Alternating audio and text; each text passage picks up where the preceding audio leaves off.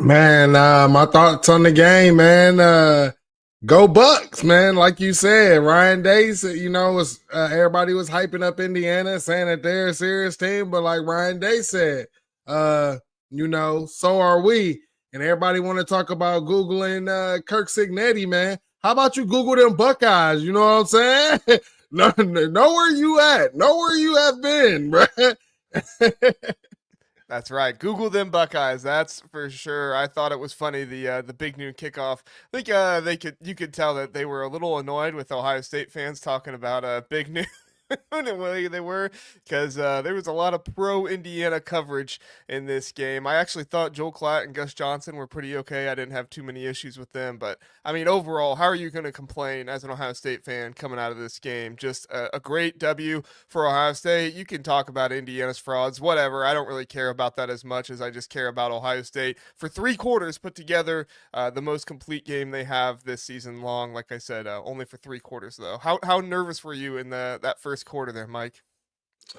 I was a little nervous, man. I'm, like we have been talking about week to week as we keep talking about the slow starts in the first quarter continue to plague the Buckeyes. I know I'm tired of it. I'm sure you're tired of it as well. But that was just like the start of it, man. Just tired of those slow starts. Right. Yeah. Yeah, it was tiresome for sure. Mike, before we get into it a little bit more, I do need to ask, do you think that Ryan Day scoring that last touchdown was a little bit of him telling Kirk Cincinnati to stop talking so much? Oh, it definitely was. And I don't even think that it was just Ryan Day because if you were watching the pre-games, because I had on one television, I had ESPN game day, and the other one I had big noon kickoff, right? And so I'm like turning the volume up on one, turn the volume up on the other, and everything. And they were talking about, Justin Fry, that's his Right. alma mater, right? That's where he's from. And he just kept talking about, I don't know the exact quote that was used, but basically it was along the lines of, the loudest one in the room or whatever doesn't know what they're talking about half the time and stuff like that. So I think it was just the team wanting to give them a piece of the humble pie. And it's like, bro, like we're still the Buckeyes. Like y'all been doing your thing, but you need a little bit of humble pie right here. Yeah, I mean Ohio State definitely wants to be known as the down there on the banner, I should say Indiana, not Northwestern. But Ohio State should be Oh, known as the best team in the Big Ten, especially this year. Unfortunately, falling to Oregon at Oregon makes that a little bit questionable. But I think after this game, with the way that Oregon game ended and Ohio State having 2 top 5 wins now, I think there's an argument for Ohio State being the #1 ranked team in all of college football this season. I know if we have any Oregon fans, they'll say we're crazy, but I think that game was close enough, and it was on the road that if you really want to, you can say Oregon hasn't played anybody so far this season. So who knows? Maybe they're frauds and they just played one good game. I mean, and that's the thing, right? They played their best game early in the season, and they haven't had to play anybody else. Where Ohio State has had to play other people, and what this is Ohio State's third top five matchup, right? Yep. And you can say what you want about Indiana. Well, they're not going to be top five, but a lot of teams don't finish top five, but you have still held it against Ryan Day, right? So I mean, Ryan Day goes ahead, gets his top five win again, making his percentage even better. And for him to be able to do this with everything that's been going against him, especially the offensive line. We were coming into the season, the biggest question marks, right? To be able to continuously build on that, have that success. And it looks like these guys are willing to fight for Ryan Day. And, a lot of the fan base hasn't been rocking with Ryan Day at certain points, but how can you not? These guys are showing you this is the guy that they want as their coach. This is the guy that they're fighting for. For sure, man. I think you look at this game and everything that went into it for Ohio State, the offensive line has to be the number one most talked about thing. Obviously, special teams also deserves to be talked about, but what the offensive line was able to do in this game, Ohio State didn't run the ball super well for most of the game. Now they ran the ball much better down the stretch. You could say Indiana maybe had given up a little bit by then, or maybe they were tired by then at that point. But definitely, the numbers are going to look good after this game. What did you think of the offensive line, though, Mike? Did you think that it impressed you? Do you think it was just good enough? I mean, what's your thoughts on that? I like the pass protection, and I think the running game has more to do with communication and chemistry, and it's just these guys don't have it, right? Like you could sit here and say, "Oh, Austin Cereaville, he played in those 2 games at left guard." Yeah, he played in those 2 games at left guard because Donnie was out. He didn't get that chemistry with Donnie. He also didn't get that chemistry with Carson Hinsman. So, and we saw when the offensive line, how it was when they first came out there after the Simmons injury. It took them a little bit of time before they caught their rhythm and stuff, right? And I mean, obviously they don't have enough, they don't have a little bit of time. Like you did say, they started to do a little bit better as the game went on. Going into next week, hopefully they could continue to build on that. And knock on wood, as long as we don't have any more injuries, they should be able to build on that because I like what I'm seeing out of Donovan Jackson at the left tackle position, man. The guy is really, to me, like we've been talking about his stock going up. I just think his stock continues to go up. Yeah, I looked last week, and he had grown 15 spots in the PFF draft stock rankings, kind of their big board and what they have. So for a guy to get into the top 50 and really start solidifying himself up there, he could play himself into a first round pick. I mean, guards don't normally go in the first round, but if you have a guard who has shown the capability to play tackle and play at a high level like Donovan Jackson has been able to do, let's not let's not lie about it. Like Mikal Kamara has had a good season so far this year. Sure, he hasn't faced anybody, but that was a good opponent he went up against for most of the game, and he handled him in this game. Now, I do have some concerns about the run blocking. I'm with you. There was maybe some issues with the communication. Austin Cereaville seemed like maybe he's just getting back used to it a little bit. Indiana did technically by 3 yards out rush Ohio State if you do the sack adjusted rushing yards, but it definitely didn't seem like that. I mean, it definitely didn't look like that when you're watching the game. So I Right. felt good about it overall, though. I'd like to see it continue, and we'll get a really good test next week as the team up north has one of the best defensive lines in the country. That's really all they have. That's good so far this season. So we'll see how it goes. Mike, the special teams. I know we're hopping around a little bit here. We'll get to the rest of the offense here in a second, but the special teams was huge. Obviously, the fumbled snap by the punter. You're opportunistic though. You take care of business. You get the ball, and the offense punches it in. But then after that, Caleb Downs breaks the 10-year streak almost at the day. What was it like? Today Almost, is yeah. It was like the November 23rd. 11th. Yeah, so it's Yeah, just a few days, like a few days after. Yep. and versus Indiana, right? Like, Yep. I mean, uh, this is 3 weeks in a row with special teams making a play, some way, somehow making some kind of play. It's really, really been good to see, and I think it's really amplified this team and their juice and the confidence they're playing with. I 1000% agree, man. It definitely is amplifying them. And I've been the guy sitting here saying I don't think that we're going to see the special teams touchdown. I don't think that we're going to see it. But I believe Ted Ginn had actually spoken into existence or whatever in the pregame. So shout out to Ted Ginn. And like you said, the last time we got to see it was Jalen Marshall. Going out there going crazy, and it was just good to see Caleb Downs, the moves that he was able to make. And, shout out to the guys for continuously blocking because that's the thing and the piece that I had felt was missing was the blocking. And so shout out to our guys for doing that, man.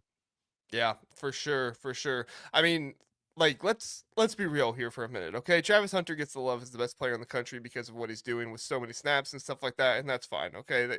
He's probably going to win the Heisman. But let's just be real honest for a second. Is Caleb Downs the best college football player in the country?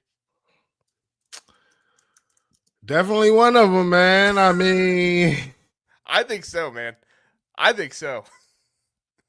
you got a couple of them, man. You could say Caleb Downs. I mean, you got a good one over there in Jeremiah. I mean, the like I was literally screaming at my TV when he ran that when Caleb Downs ran it back, and I was like, "This is why you recruit these guys. They are the game changers. The changers. They are the playmakers. This is exactly why you go out and get those type of guys, man." Yeah, and this is what I was saying when Ryan Day talked in the offseason about possibly putting Caleb Downs at the running back position. I was like, well, why in the world are we doing that? Just put him back there on punt return. Like, if you want to put the ball in his hands, there's an obvious area of need that is not excelled here under Ryan Day, and you have a guy who can do it. He took a punt back last year. Now, I think that was against like Chattanooga or something, but still, he took a punt back last year. That's still something that's very difficult to do. And then going to take them. What's up? What's up? Ole Miss falls to Florida. It is Oh, official. yeah. Late INT seals the Gators win. That's crazy. Hey, all the SEC fans thought we should get 5 teams in. No, Yeah. no. Hey, that's how you miss the SEC championship game right there. Is you just lose and you don't make it. So I mean, Indiana should still be in with they one loss. Bam. I don't want to hear it. 4-4. I think so. I think so. All right, let's get to Will Howard. All right, Will Howard, 22 for 26, 201 yards, 2 touchdowns, an interception. I really wouldn't say the interception was his fault, though. I don't even know if I blame Jelani too much. He was being held like crazy on that one. He still had it in his hand, so he should bring it in. But I mean, at the end of the day, tell me first what you thought about the interception, and then tell me what you thought about Will Howard overall. Yeah, I mean, I would say like maybe Will Howard could have had the ball a little bit lower, but then that's just being ticky tack or whatever. It was obvious from the beginning that the refs were definitely not going to give Ohio State anything, right? That they were going to call the game one way. And like Ryan Day said, you had to go in this game and leave no doubt. And that's what the Buckeyes had to go do. Obviously, you hate to see those type of turnovers, right? When that happens, if you can't get the ball, you need to smack it down to the ground or something. But he was being held on to, and that's what I was kind of alluding to was like the refs just weren't going to call that for Ohio State. We got to make those plays. But Will Howard, man, I'm highly impressed. I kept saying, Will need to show me, Will need to show me. And to be honest, these past few weeks, Will has continued to show me, man. He was out there dotting it up. The touchdown to Emeka Egbuka. I love to see it. You even though the defender was able to get like the graze of his fingertip on it, though he really had to do something. He was reaching back almost, like having to do something very athletic just to make that happen. So I mean, what Will is out there doing, dissecting, I love it. I want to see more of it. And I think that the coaching staff, like, screw the dink and dunk stuff. Let Will sling this ball, because I think that he now has the capability. I also think that he has the chemistry with the guys now to be able to do that. What do you think about the chemistry that he has with the guys as the season has been coming along? Because he doesn't seem like he's missing those throws like he was earlier in the year. Yeah, no, I think the chemistry is off the charts right now. And the impressive thing is it's with every single one of them, right? I mean, early on in the game, Carnell Tate catches like the first 3 or 4 balls because Indiana was so hyper focused on Jeremiah Smith. Emeka Egbuka obviously had the touchdown catch there, but Carnell Tate was really his kind of primary wide receiver. Let's face it, you have 3 wide receiver ones on this team. You have 3 wide receivers on this team that would be wide receiver 1 at 95% of other programs in college football right now. And when you have all 3 of them and the defense tries to take away Jeremiah Smith, guess what? There's Carnell Tate. You try to take away Emeka Egbuka, guess what? There's Jeremiah Smith. You try to take away Carnell Tate, or guess what? You have Emeka Egbuka. Like, somebody's going to be out. Nobody has 3 cornerbacks in the country that are good enough to cover all 3 of these guys. And so what it really comes down to is the only way Ohio State is going to lose in the passing game is if Ohio State beats themselves, is if Will Howard doesn't make the right decisions, is if the guys drop the ball, if the guys run bad routes, if these guys play to their ability and they find each other and the ball is thrown accurately, even when the ball's not thrown accurately, sometimes they're still going to make plays out there and just do spectacular things. We almost saw another one-handed catch by Jeremiah Smith in this game. The holding on him obviously prevented it, but man, I tell you, if he had made that catch, I think the shoe might have exploded with how It loud it's definitely getting. would have, bro. It definitely would have exploded. I think he would have gave himself. I think he slowed down a tad bit, like a couple steps too soon. And I think if he didn't do that, he probably would have had a better chance at getting that ball. But yeah, the shoe definitely would have exploded. Everybody is in there waiting to see like when they're going to get their chance to see, a JJ explosive catch. And even in his one catch that he did have, and he gave himself up and just ran out of bounds. And my wife was like, "Why'd you get excited?" I said, "Because you don't know what JJ can do, like, or is going to do.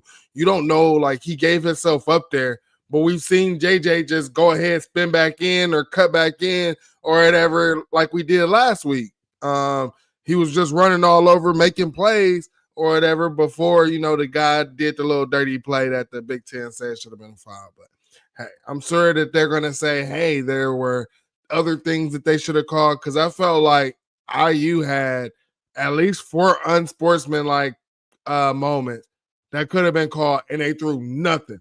But they wanted to throw everything on us. So yeah, Ohio State has been averaging 25 opponents' penalty yards against them so far this season, and I was tracking it. This game, IU had 3 penalties for 15 yards. So Ohio State, this is last in college football, everybody. I mean, literally, the next closest team, I believe, is Penn State, and they are 34 opponent penalty yards against them this season. I mean, their closest is 34, and Ohio State's average just got even lower because there was only 15 penalty yards in this game. So if anybody's out there on Twitter like, "Oh, Ohio State always gets the call," it's like they obviously have no idea what they're talking about. Go look it up at any place right now. Opponent penalty yards, Ohio State has the lowest of anybody by far in all of college football right now. It's completely ridiculous. The running backs, Mike Travion Henderson finishes with 9 carries, 68 yards, a touchdown. Probably should have been 2 touchdowns, but he slides there at the end of the game. And Quinshaw Judkins, not the greatest performance in the world. 14 attempts for 36 yards, 2.6 yards per carry. He was running hard though. I mean, every single time he got the ball, he was getting hit, and he was trucking some guy or running some guy over. What'd you think of the running backs in this one? Oh man, Travion, the guy is just special, and I think that this is his best year yet. What he's doing, consistently running behind his pads, and we seen that again this game. I love it. He should have been tackled in the backfield. A moment in the game, spins out of it or whatever, and gets yards. Like, I am loving this Travion Henderson that we are seeing. And I don't know what's going on with what's happening with Judkins, man. And I don't know if it's because of the old line or what is happening. Sometimes I do feel like he's not seeing the cutback lanes or hitting the hole when he actually sees it and trusting his eyes. So maybe that's something that he just needs to work a little bit more on. But I mean, Trey was definitely the hot hand out there to me. Yeah, I mean, Quinshaw did have 2 catches for 7 yards, and one of those, I believe, was a first down. That catch, so still able to have some production there. Obviously, not a lot, but there's still some production there. I don't know what's going on with Quinshaw right now. I hope he can find it. I mean, he is kind of like the first and second down back right now, so obviously they're going to be looking for him when he is in the game to be running more often. So I don't know if that's a part of it, but I think you're right. I think he's just having a little bit of a harder time seeing it right now. I will say this on that toss play, they screwed him. The O-line screwed him, and then on that short fourth down, someone was asking like, "Man, why was Judkins tiptoeing?" And I said, "He's tiptoeing because Tegri is in the backfield." Tegra Yeah. was in the backfield. Like, that's why that shouldn't even happen, bro. We do gotta see a little bit better stuff out of Tegra, man. He has to be better, especially going up against his D line coming up next week. I was surprised they ran behind Tegra on that one. I would have thought you would have ran behind Austin Seierveld, who Donovan Jackson was praising, calling him a monster in one of his Mm-hmm. interviews the other day, talking about how much he lifts and how much he's able to do. So I thought maybe you would have went with Seierveld, but it was early in the game, and of course Seierveld getting his first start in a few weeks now. By the way, this is the fifth different offensive line that Ohio State has started this season. I know we already talked about the offensive line, but Mike, I mean, tell me if this is an audacious statement or not. And this is coming from somebody that's not a huge Justin Fry believer, but I'm just looking at the country right now and seeing everything that's going on. Like, if Ohio State wins the Big Ten with the fifth different offensive line, I mean, Justin Fry is going to get talk for winning the best offensive line coach in the country. Am I wrong?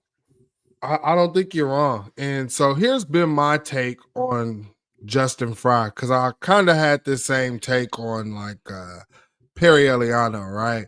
Like Perry Eliano, his only thing on his resume was the cornerbacks at Cincinnati, but then he comes to Ohio State as a safeties coach. So what do you have to do? You can't use the resume of I did cornerbacks. You're coaching safeties now, right?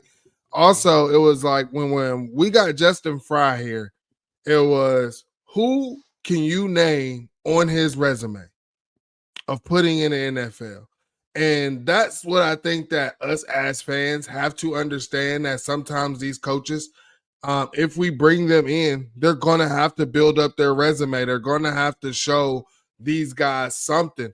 And right now, if I'm an O lineman, if I'm sitting here and I'm a guard or whatever, you're telling me this guy can develop me to where if I make it to the NFL and someone gets hurt there, they're going to pay me good money in the NFL because they know, hey, they could switch me out to tackle because of the Justin Fry development, right? Like, Yep.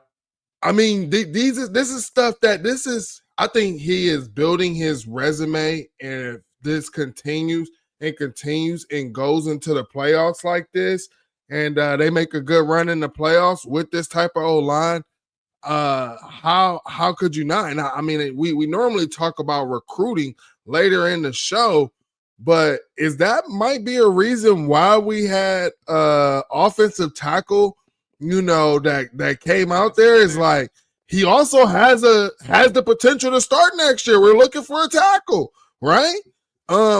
We have a guard who we're developing. Hey, we dropped him about 70 pounds, 40, 70 pounds, right? And look at what he's doing. Each week he's getting better at tackle in season. So, I mean, I like what Fry's doing. And I just feel like once his resume, and you can say, hey, I put this guy out here. I put this guy out here. And look, your talent's up here. I had this guy telling it was down here, and I was able to go ahead and put him in the third round. Your talent, I can see you being first round. Like, why not? Now he has that resume. I hope that he'll be able to build on that and use it. Now, I don't like the strategy of the small man classes. Got to go get more offers out there. I do want to see that. But I think that's where Ryan Day should help pick up the slack. Yeah, no, I totally agree. I think that's the biggest thing with Justin Fry after this one, and what really in this season noticing is like I said before the season started, I do believe the development is there for the most part. Like I don't know if he's like top tier developer where he's going to have a first round offensive lineman every year, like like Brian Hartline does with wide receivers, but I do think that the development is there for guys to be able to start. And then I totally agree with Ryan Sims when he was saying that Chip Kelly as the OC has helped Fry out a lot. I mean, like let's just go back to when has Justin Fry had his best years as offensive line coach? It's when Chip Kelly has been either the head coach or the offensive coordinator. Now, I'm not going to give all credit to Chip Kelly because, I mean, the man still does coach the offensive line. It's still his room, right? Like, I'm going to give him his credit, but I am also going to acknowledge that, like, yeah, you've been your best when Chip Kelly is there. So, that's probably one of the reasons why you're having such a good year this year. Not the only reason why, but one of the reasons why you're probably having a good year this year. All right, Mike, let's move on over to defense. We'll talk some recruiting here at the end of the show. The defense in this one, pass rush. I mean, chef's kiss, A plus. I mean, what else could you have wanted to see from the pass rush out of this one? The Jack Sawyer had himself a sack and a half. JT Tuimoloau had himself a sack. Cody Simon had 2.5 sacks in this one. Only 5 sacks overall in the game. Felt like there were more than that, but that was also just because Curtis Rourke, I mean, man, he was trying to survive for his life back there. It was not going well for large parts of this game. What do you think of the defense, Mike? Love the defense. Was kind of worried about what the heck was going on. The first drive we was allowing them to get down there, but when you think about it, the penalties was setting them up in good position, things like that. But once we started attacking them, man, there was almost nothing that they could do. And to be honest, I know Nose likes to play this cat and mouse game, but I kind of wish we had came out aggressive. And it's like we almost always end up getting to that aggressive moment and stuff in game. I want to see us start off with it, man, because that was exciting watching Cody Simon get back there. He had 2.5. And then also, man, we also had, a total of 8 tackles for loss. Just getting in the backfield, and believe that we could have had more tackles for loss too. So it was just good watching the defense swarm around the ball and get pressure. And I felt like we were in Indiana's head the whole time. It started off getting in the head of the quarterback. And from there, it just trickled to the whole team to me, especially their special guys. They didn't want to catch the ball. Key downs, they didn't want to catch the ball. And all we heard from their coach, hey, Google, Mr. Google me, is we're ready for these moments. We was at JMU and we had to play this game. Nobody called on us, and we went in there, took care of business. Mr. Google me, that's what you said, right? They weren't ready for this moment, man. Yeah. Ohio State's defense, they gave up quite a bit on that first drive. I tend to believe that some of that was due to the penalties. I think that Ohio State probably would have stopped them if it wasn't for 1, maybe 2 penalties that Davis and Igbinosun had. But you can't get rid of it. At the end of the day, he had the penalties, and Indiana moved the ball. That's part of the game, so you can't get rid of them. But Ohio State, their defense after that first drive, they woke up after the first quarter. Really, they woke up and they were not letting. They were not letting Indiana have any of it. I think it really showed how much Ohio State was able to disguise some of their blitz packages and stuff. Mm-hmm. I think that the running back and the tight end, they were kind of praising. I think that his name's Horton, Zach Horton. They were kind of praising him a little bit on the show, which he does deserve praise. He's had a good season this year, but in this one, him and the running back, they just were not able to identify where the blitz was coming from.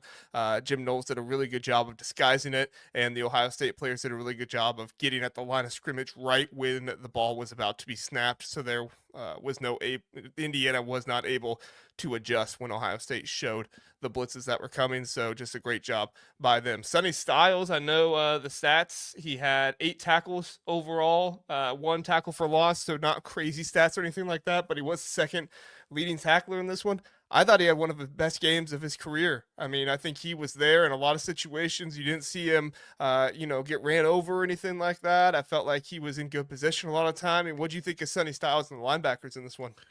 Yeah, Sonny Styles. He just continues to get better and better as this season goes along. There are moments where I'm like, he could trigger, but again, we're not going to be ticky-tack today. Sonny Styles was out there balling, man, and just what hopefully he can just continue to build on that. And this is why I keep telling you all that game reps, you could do all this stuff in practice, man. And I remember my coaches used to say, are you a practice hero, or are you able to ball out in the game? And I understand, a lot of coaches want to say, hey, you play like you practice, man. But there's just something about game reps. Like Ryan Day had been talking all season about the experience, man. And those game reps, they're undefeated. They're undefeated. The more game reps you get, the more confident you can be, because it's different being confident in practice with your guys, with your buddies, than being on the field knowing millions of people are watching and a roaring crowd.